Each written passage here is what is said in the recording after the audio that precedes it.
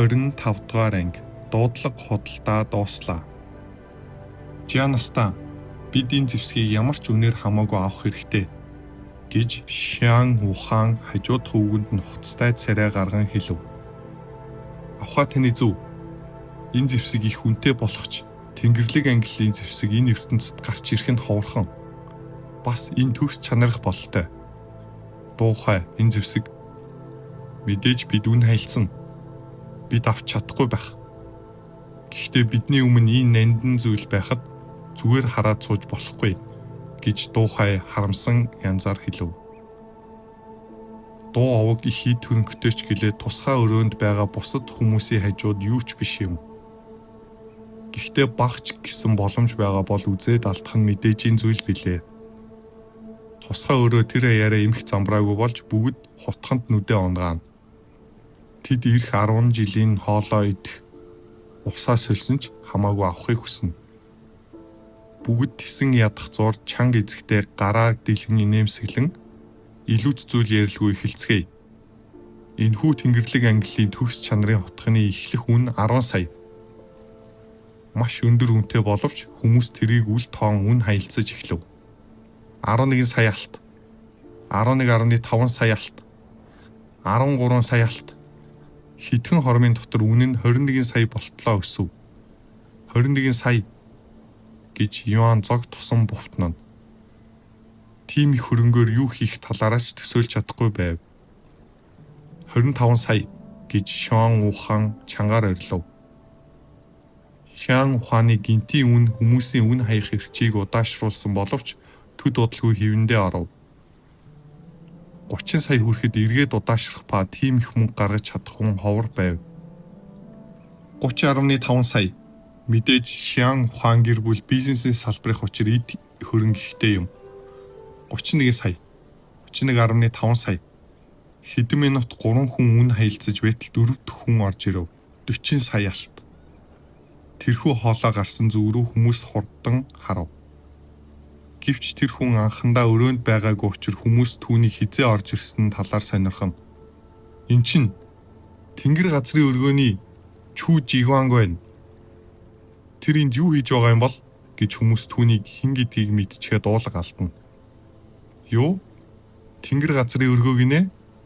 Ихэнх хүмүүс Чи Жигванг танихгүй боловч Тэнгэр газрын өргөө гэх нэрийг сонсоод уулга алдна. Тэр хүн төгс сүнслэг агуу мастар. Энэ доод ертөнцтэй бол шилдэгүүдийн нэг нь гэж хэлж болно гэж Шиахуа Юанд хандан бовтнов. Түүн шиг хүчтэй хүнтэй тулах ямар байдаг бол гэж Юан амдаа бовтнов. Шиахуа түнд аргагүй туналлааны донтон шүү. Энэ өрөөнд байгаа хүмүүс дундаас таал ганцхан тэгж бодож байгаа. Гэхдээ та одоогийн хүчээрээ бол ганц хуруугч нэг хоромч тэсэлгүй арчуулна. Чи Жигванг түүн рүү хараад байгааг анзаарна, тэдэн рүү ч бас харав. Юан энгийн мэт боловч аимшигтай гэрлэн бүрхүүл Шиахуагаас гарч байгааг анзаарав. Тэр жоохон охины хүчийг харж чадахгүй байна. Тэр яах аргагүй над шиг хүчрхэг нэгэн байх гэж Чи Жигванг бодов. Түүний сонирхол төрөх боловч өөр шигээ хүчтэй нэгэнтэй шалтгаангүй орооцлохыг хүсэхгүй байлаа. Чи Жигванг 40 сая гэж хэлснээс хойш түүнийг давж үн хэллгүй олон хорон болов.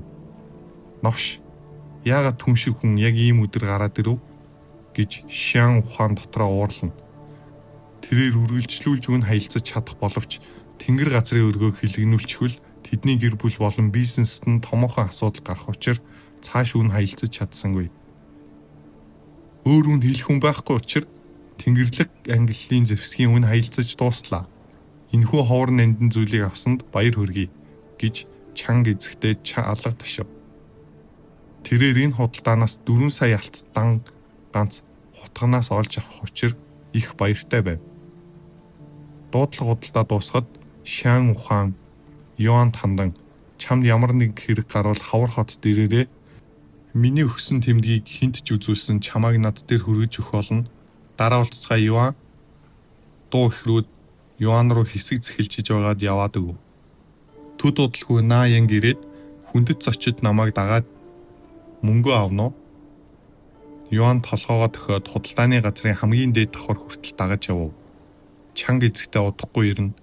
Тэр хүртэл амраад хүлээж байна уу гэж Наин хэлээд цай хийж өгөв. Галт шувуунд элбэт цайг ууснаар танд эдгээр үйлчлэгээ үзүүллээ. Энерги хөрөмтлөх хурд 12 цагийн хугацаанд 10% нэмэгдлээ. Сүнсний хүч 500-аар нэмэгдлээ. Йоан цай уугаад л үзүүлэлтэд нэмж орхив.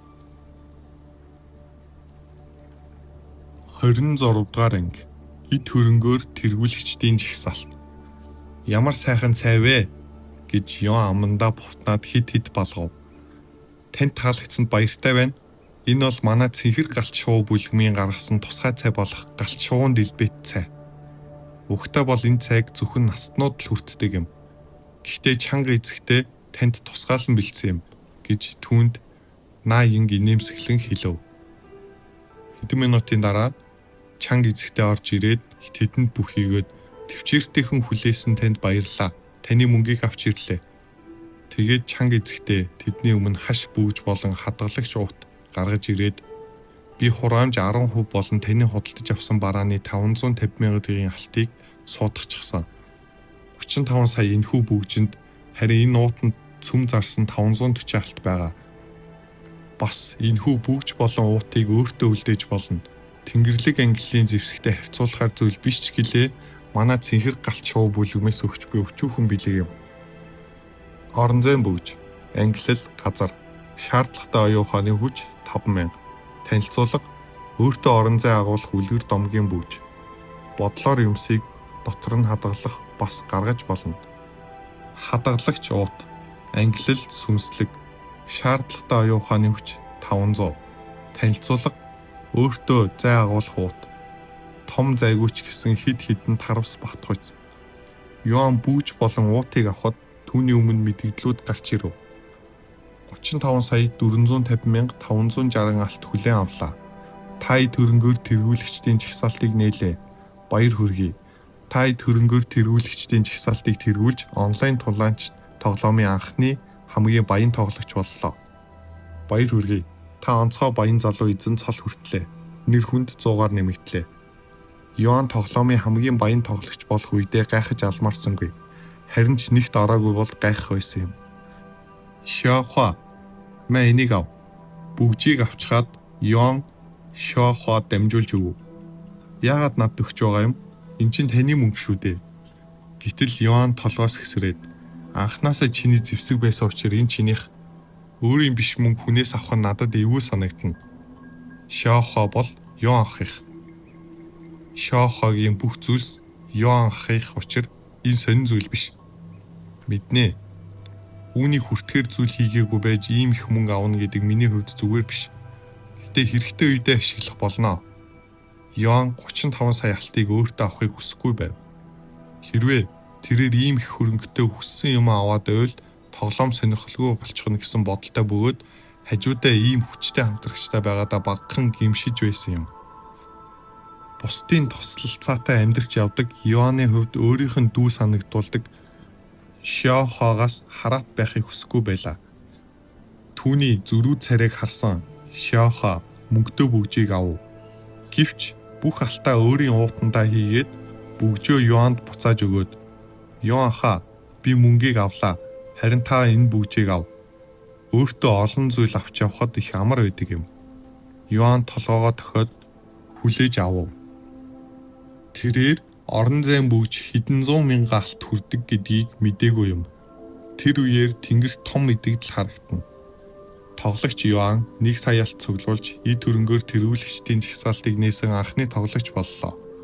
Хин нэгэн аль хэдийн 1 сая гаруй алт цуглуулчихсан гэж үү? Байж боломгүй юм. Хардаа нөгөө булхаацагч Йоан байна. Бурхан минь. Хэрвээ тэр алтыг жинхэнэ мөнгө олгочихвол 10 сая доллар болно шүү дээ. Онлайн тулаанч тоглоом их алдартай учраас зарим тоглогчид тоглоомны мөнгийг жинхэнэ мөнгөөр сольж ашиг олж байсан ба нэг алт 10 доллартай тэнцэж байв. Түүнчлэн ганц алтаар зогсохгүй бусад хэрэгсэл зэвсэг зэргийг ч бас зарж борлуулж байлаа. Хэрвээ Йоан 35 сая алтаад зарж чадвал 350 сая доллартай болохоор байв. Гэвч Йоан тийм зүйл байдаг тухай төсөөлөөгүй ч яваа билээ. Дахиад ямар нэгэн зүйл заруулах болвол манад ирээрээ гэд чанга эзэхдээ түүнд нэртэй пайз өгөв. Та цэгэр галт шууд дуудлага худалдааны газрын алмазан гишүүнчлэлийн пайзтай боллоо. Энэ пайз байхад цэгэр галт шуу бүлгийн бүх худалдааны газруудаар нэвтэрч болно. Баярлалаа гэд Йоан болон Шиохуа тэндээс гарч явв. 27 дугаар анги хацраа таваатал хоолж ихэв. Йоан болон Шиохуа худалдааны газраас гараад дахин хотоор тэнүүчилж эхлэв. Шиохуа одоо яах вэ? Мөнгөтэй болсон юм чи ирээдүгөө бодож өөрсдийгөө тоноглох хэрэгтэй байх тийм үү? Гэвч Шиохуа ойлгохгүй байгаа мэт царай гаргав. Гэхдээ Шиохуад таны хэрэглэж болох олон зүйлс байгаа. Йоан гашуунаар инээгээд түүнд тэр ч үнэн л дээ. Гэхдээ чамд бүхнээ найдалгүй өөрийнхөө тоногийг өөрөө олж авмаар байна. Шиохуа ойлгохгүй хэвээр л дахин асуув. Шиохуа зарим нэг зүйлийг анзаарлаа. Та яагаад тэгтлээ өөрөө хөдөлмөрлөх гээд байдаг юм? Хэрв таны оронд өөр хүн байсан бол боломжийг ашиглаж тэгтлээ зөрүүдлэхгүй байх байсан юм. Йоан түүний үгийг сонсчоод инээгээд одоо тийм биш байлаач. Их амьдралдаа би тахир дутуу өнгөрүүлсэн. 0 орохтой хүртэл хэн нэгний тусламжийг авдаг. Сул дорой хэрэгцээгүй байхыг би үзээ яддаг. Амьсгалахаас бусдаар би хизээч амьд гэж өөрийгөө мэдэрч байгаагүй. Гэхдээ одоо бол өөрийн хэрэгцээгүй биеийг ашиглаж чадхаар болсон болохоор амьдрах ямар байдгийг бүрэн дүүр мэдэрмээр байна. Йоан хүнд хэцүү амьдралыг туулсан бололтой. Бололтой гэж Йоан инээгээд би одоо ингэж харагдаж байгаа ч одоо тэр утга учиргүй амьдралыг туулсан хэвээр байгаа. Гэхдээ Йоан дахир дутуу биш болчихсон. Бүр гоц авьяассан шүү дээ. Шиохуа сайн ойлгохгүй байгаа ч түүний хоолооноос ганцаардмал болон зөвхөрлийг мэдэрч байлаа. Энэ ертөнцид бол тийм боловч эндээс гарах тэр мөчөд би дахир дутуу сохор тэр байдалдаа буцан очдөг. За тэр талаар мартаад олсон мөнгөө үрцгээе гэж хэлчихэд Йоан үргэлжлүүлэн алхаж эхлэв. Тэр үед Шиохуа түн рүү бодлогоширсан харцаар харан магадгүй Йоан ахын зовлон Шиохуа нэмгэлж чадах зүйл байж л таараа гэж бодолд орно. Хэсэг хугацааны дараа тэд зэвсгийн дэлгүүрийн өмнө ирэв. Луугийн зүчээнд тавтай морил гэж дундаж насны эрэгтэй тэднийг анзаараад манай бүх төрлийн сүнслэг ангиллын зэвсэг тоноглолууд байгаа. Хэрэгтэй зүйл байгаа бол надад мэдэгдэж болно. Тэгнэ гэж Йоан хэлчихэд үзэж эхлэв. Ясан сэлэм, ангиллал, сүнслэг, чанар, дундаж, шаардлагатай биеийн хүч 300, шаардлагатай оюун санааны хүч 600, хурц чанар 300, тайлбар сүнслэг арга ёсны ясаар хийсэн сэлэм, үн 30,000 алт, хилэнд гөрүүлийн хайрсан хуйг, ангиллал сүнслэг, чанар дээд, шаардлагатай биеийн хүч 500, шаардлагатай оюун санааны хүч 2500, хамгаалалт 5000, тайлбар өндөр зэргийн хатуулагтай хилэнд гөрүүлийн хайрсаар хийсэн, үн 80,000 алт. Тэнгэр минь, энэ тоноглолууд их үнэтэй юм. Үнийг нь харчаад Йоан гайхах ба түүний олсон 540 алт юу ч биш мэт санагдаж эхлэв. Үнэтэй байгааз гэж Шиохуа Йоаны царайг харчгаад инээгээд язгууртан гэр бүлийнх эсвэл хүчрхэг бүлгэмийнх биш л бол энд хинч ирж тоноглол авдаггүй юм. Яагаад орж ирэхээс өмнө хэлээгүй юм. Би яг л үнэт эдлийн дэлгүүрт орж ирсэн гуйлагчин шиг болчихлоо. Гэд Йоан санаа алдаад явцгаая, юм олж идцгээе. Дунд насны эр тэднийг үзчихэд л явж байгааг хараад дорд үтсэн янзтай. Энэ гуйлагчтай мэдлээд амьсгаагаад им өрчихлээ. Тэрийг нь сонссон Йоан тэр ирлүү хөмсгөө зангидав. Яасан үннийг хэлсэн гээд цохихгүй юу гэж хэлчихэд дунд насны эр тэднийг тоосон шинжгүй үргэлжлүүлэн доромжлоно. Энэ дэлгүүр газрын луу бүлгэмих. Чадвал намайг зод. Түүний уур хөргөн үгсийг сонсоод Йоаны зөвх татгалцав. Гэхдээ тэр үнэхээр мөнгөгүй учир түүнд хэлэх үг олдохгүй байв. Түүнчлэн тоглогч биш дүрийн дэлгүүрт асуудал үүсхийг хүсэхгүй байлаа. Гэвч Шиохуа Йоан шиг сайхан сэтгэлтэй биш ба хүмүүс Йоаныг дорд үзхийг харах дургүй юм.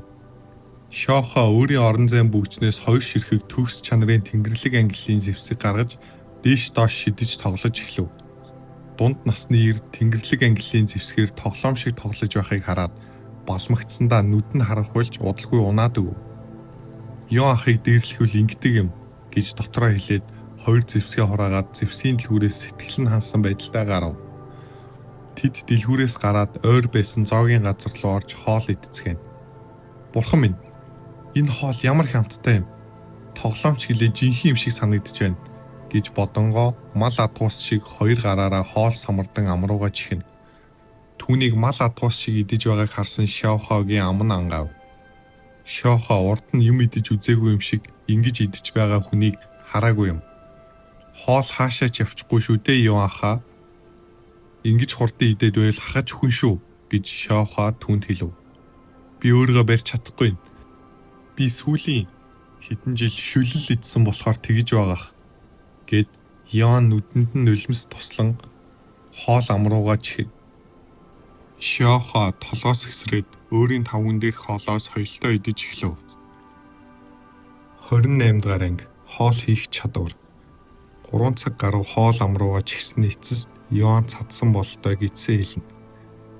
Итгэмээргүй юм. Таны ходоод ч үнэхээр нууцлаг юм аа. Мангасын цөм асуудалгүй залгээ зогсохгүй 10 айлын хоолыг нэг дор идчихлээ гэж Шаохо түүн рүү нүдэн бүлтээж ирээд хэлв.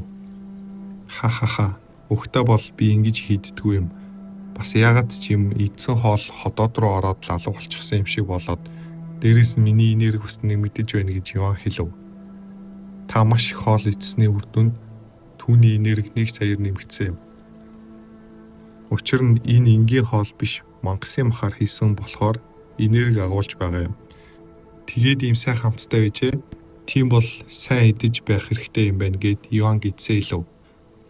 Гэвч төлбөр төлөхөд Йоан тэгж хийцэндээ харамсав. 500 алтаа. Энд чинь надад байгаа бүх мөнгө байна. Тэд эсвэл буруу бодчихсан юм уу гэж Йоан төгссөн шинжтэй уулгаалтав. Йоан хаа та үнийг харлахгүй захиалсан юм уу? Таны эдсэн хоол тансаг хоолнууд учир мэдээж ийм үнэтэй байгаа гэж Шаохо түүнд хэлв. Йоан санаалтаад хэрвээ тийм бол би өөр ан хийж хоолоо хийж идсэн дээр юм байна. Тэгж ч бас болно гэж Шаохо толгой төхөөд энэ зүгээр нэг чансан мангас юм ах учраас тэгвэл шийдлээ мөнгө хэмнэхийн тулд өөрөө хоолоо хийж бай. Тэгээд үргэлжлүүлэн ингээд хоол хийх техник гэж байгаа юу? Шаохо толгой төхөөд байгаа бас хэдхэн алтны үнэтэй. Сайн байна. Тэгвэл дэлгүүр хэсгээ гэд Йоан цүм зарж олсон мөнгөө бараг бүгдийг нь хоолны төлбөрт төлчгөөд тэд дахин тэнүүчилж эхлэв. Хэсэг хугацааны дараа тэд тулаанчдын хэрэгцээ гэсэн том самбартай дэлгүүр оров. Тулаанчдын хэрэгцээ дэлгүүр тавтаа морил танд юугаар туслах вэ гэж царайлаг бүсгүй тэднийг хугтан авав. Сайн байна уу? Танад хоол хийх техник байгаа юу гэж Йоан түүнээс асуув. Хоол хийх гинэ төр хүлээж байгаараа би шалгаад ирье гэж царайлаг бүсгүй яваад өгөв. Төд удалгүй бүсгүй гартаа 3 ном барьсаар ирэв. Манад 3 хоол хийх техник байна. Хүснээ сонгоно. Йоан 3 техник рүү харав. Мянган хотгоны техник, тэнгэрлэг галын удирдлага, ахмад өвөгийн жор. Йоан тэр номнуудыг харчгаад хачин царай гаргаад энэ хоол хийх техник мөн үү? Тулааны техник шиг л харагдаад ах юм. Бас 3 дахь нь зүгээр л хоолны жор үсттэй. Царайлаг бүсгүй инээд алдаад энэ хоолны техник гэж би баталж байна. Хэрвээ итгэхгүй бол хэдэн хуудсыг нь уншаад үз. Нэрээ тэгвэл өршөөгөөрэй гэд Йоан уншиж эхлэв. Хэдэн хормын дараа түүний өмнө мэдээлэлүүд гарч ирэв. Та мянган хотгоны техник суралцлаа. Мянган хотгоны техник, англил, игэл, мэрэгсэн төвшиннийг тайлбар 100 энерги өргөдөн хотготой үед идэвхжин. Тоогооч болгоны хэрэгэлдэг энгийн техник. Та тэнгэрлэг галын удирдлага суралцлаа. Тэнгэрлэг галын удирдлага, англил, игэл, мэрэгсэн төвшиннийг тайлбар секундэд 10 энерги зарцуулна. Энгийн галын энергийг тусламжтай удирдах халууныг нь тохируулж болно. Та ахмад өвгийн жорыг сурлаа. Таны хоол хийх чадвар бахан нэмэгдлээ. Та хоол хийх чадварт суралцлаа. Хоол хийх чадвар мэрэгсэн төвшиннийг та шинэ хоолны жор сурлаа. Та одоо 1-р шатны сүнслэг хооллуудыг хийж чадна.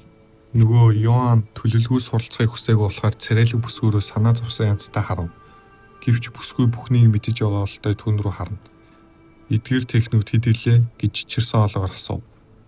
Тус бүр 10 алт гэж царайлаг бүсгүй инээд алдан хэлв. Хулгай хийсэн мэт барьмааргүй байсан тул Иоанн үлдсэн бүх мөнгөө өгсөн ч хамаагүй төлөхөр болов. Би авлаа гэж санаа алдаад 30 алт гаргаж өгөв. Үйлчлүүлсэнд баярлаа гэд бүсгүй мөнгийг нүүр дүрийн нэгээд авав. Мөнгөө төлчгөөд Иоанн болон Шиохоо дэлгүүрээс гарч явв. Надад 10 алт үлдлээ гэд Иоанн гүн гэгчин санаа алдаад өөрийн хоосон кармаг харав. Шиохоо мөнгө өгөх үү? Би өөрийн идсэн хоолой танаар даалгасан юм чин гэж Шиохоо түүний гонигтай царайг хараад хэлв. Үгүй зүгээр. Чи над хангалттай олон зүйл хийж өгсөн. Бас хоолыг чинь ч болтгоо дааж хариу барих хэрэгтэй. Мөнгө хэрэгтэй болвол би дахиад ан хийгээд цөм цуглуулаад зарах болно гэж Иоанн хэлв. Санаа бүү зов Иоаннаа. Би таны зарц учраас би тэр бол мэдээжийн зүйл. Энэ бол миний үрг. Иоанн тэрийг сонсцохой зөөлнөр инэвсгэлээ. Баярлалаа Шиохоо. Гэхдээ чи надтай зарц биш охин дүү шиг минь санагддаг. Шиохоо Иоаннын охин дүү гинэ? Үнэхээр үү гэж нүдэн гэлтгэнэж ирээд асуув. Тийм ээ гэж Иоанн толгой дохиод тиймээс өөрийгөө зарц гэхээр болох хэрэгтэй. Шиохоо хурдан гихчин толгой дохиод мэдлээ. Тэгэл Шиохоо одооноос Иоанн ахын охин дүү боллоо.